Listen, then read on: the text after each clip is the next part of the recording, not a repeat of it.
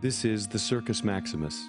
It sits in a valley just below Palatine Hill, where the Caesars of Rome ruled and lived, and enjoyed the best view of the circus. It was the first and largest arena in the empire for chariot races and many other kinds of mass entertainment. If we're going to interact with the Gospel of Mark in the city of Rome, believe it or not, this big open field is the most important spot. This was the Circus Maximus, the largest wooden structure ever in the history of the world. All the way around this long track. Now, originally it seated 200,000 people. Before the fire, 200,000 people. After the fire, they rebuilt it, enlarged it to 300,000 people. There are basically two festivals in the Roman calendar where the everyday man could celebrate, could look forward. Think of Super Bowl. They both happened in July. The first one was early in July. It was dedicated to the god Apollo. But the second started on the 20th of July. It was dedicated to Venus, and it celebrated Caesar's victories, okay? It was a long festival that concluded with 3 days of chariot races. 3 days when the hundreds of thousands of people would come to this place.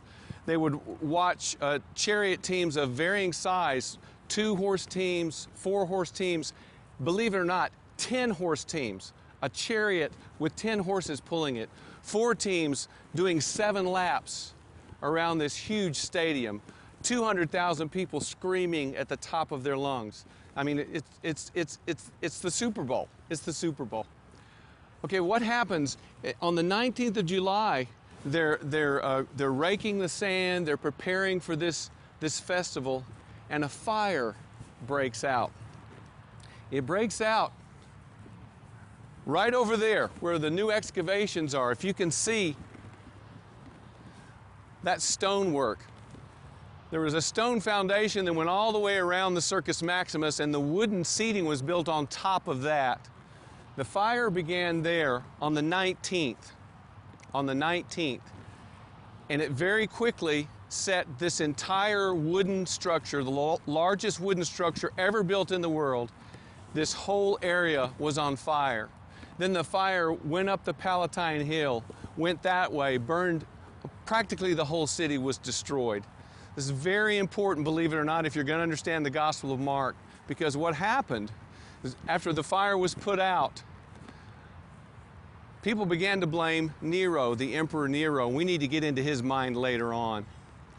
But the historian Tacitus tells us that Nero very quickly decided that he needed to find a scapegoat. That's the word that Tacitus used. Nero had voluntarily cleaned up the site. He had lowered the cost of grain. He had done a number of things to win the people's favor back.